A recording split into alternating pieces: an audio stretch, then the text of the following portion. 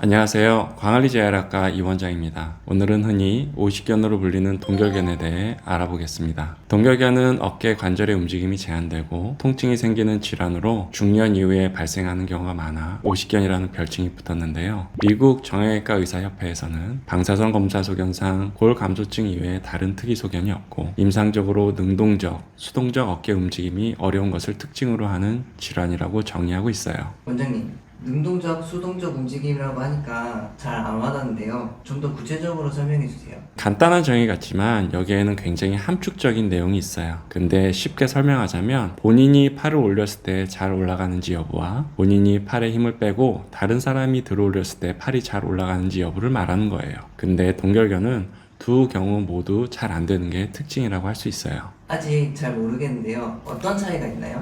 그럼 동결견의 일반적인 특징을 먼저 말해주고요. 그 다음에 좀 더 자세하게 설명을 해줄게요. 동결견은 전체 인구의 2에서 5%의 유병률을 보이고요. 여성이 남성에 비해 조금 더 높은 유병률을 보인다고 해요. 그리고 우세팔이 비우세팔에 비해 조금 더 발생률이 높다고 해요. 쉽게 말하면 오른손잡이일 경우에는 왼팔이 동결견이 생길 확률이 더 높다는 거죠. 가끔 양팔에 모두 동결견이 오신 분들이 내원하시기도 하는데 한 연구에 따르면 동결견 환자의 6에서 17% 정도는 5% 이내에 반대쪽 팔에 동결견이 올 수 있다고 보고하고 있어요. 이미 오십견이 오신 분들은 반대쪽 팔에도 오십견이 발생하지 않도록 꾸준히 관리해야겠죠. 환자분들 중에 동결견이 있었는데 운동하다 보니까 저절로 좋아졌다고 하시는 분들이 있던데요. 감기처럼 그냥 두면 좋아지는 병이면 치료 안 받아도 되는 거 아니에요? 동결견은 보통 2에서 3년에 걸쳐 자연 관해되는 병이에요. 하지만 경우에 따라서 환자의 40% 가까이는 3년 이후에도 증상이 지속된다고 해요. 감기처럼 수일, 수주일에 걸쳐서 자연히 치료되는 거면 참아볼 수 있겠지만 2에서 3년 동안 어깨 가동 범위가 제한되고 매일 극심한 통증이 지속된다면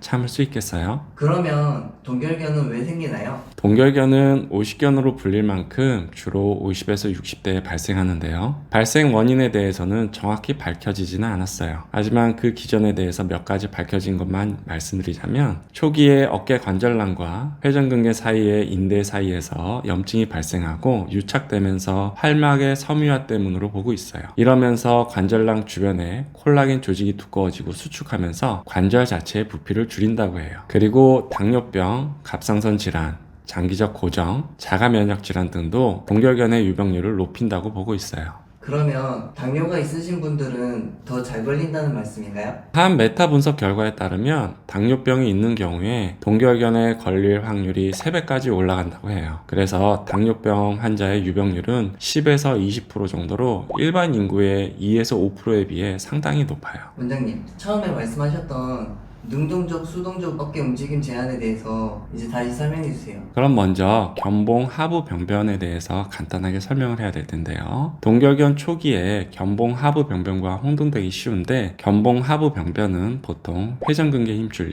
견봉 하부 윤활락염, 충돌증후군 등이 있어요. 이 질환은 보통 능동적 움직임일 때의 통증이 수동적 움직임일 때의 통증에 비해 크고 수동적 움직임에 있어서 어깨 가동 범위 제한이 없는 경우가 많아요. 요약하자면 삼자가 올려줄 때나 환자 본인이 팔을 올렸을 때 모두 통증이 있고 관절 가동 범위에 제한이 있을 때는 동결견 가능성이 높고요. 스스로 올릴 때는 아프지만 제3자가 올릴 때 괜찮다면 견봉 하부 병변일 가능성이 높아요. 하지만 여기서 중요한 게 외상, 수술 등 어깨에 특별히 무리 가는 일이 없는 경우에 그렇다는 거예요. 스포츠 활동이나 낙상 등으로 발생된 어깨 통증은 다른 어깨 질환의 가능성을 열어두고 생각해야 돼요. 그리고 임상적으로 볼 때 많은 환자분들이 회전근개 힘줄의 문제와 동결견이 동반되는 경우가 많아요. 아까 동결견의 원인 중에 장기간 고정이 있었잖아요. 이처럼 회전근개의 힘줄에 문제가 있어서 어깨 통증으로 인해서 장기간 어깨를 잘 쓰지 못하시는 분들은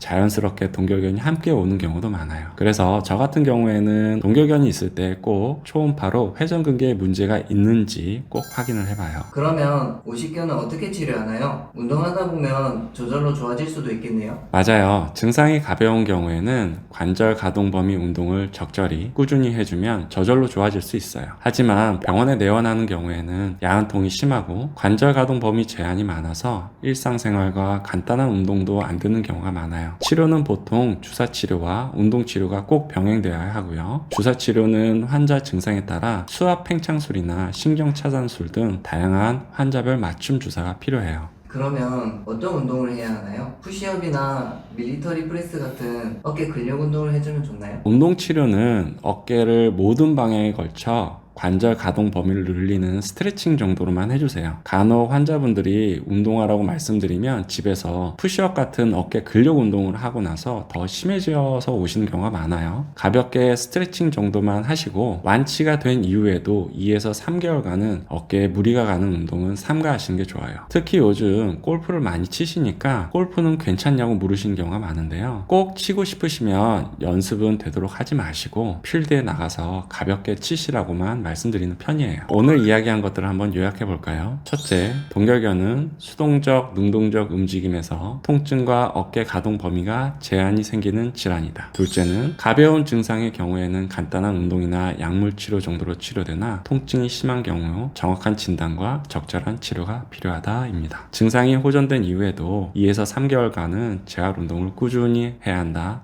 잊지 마세요.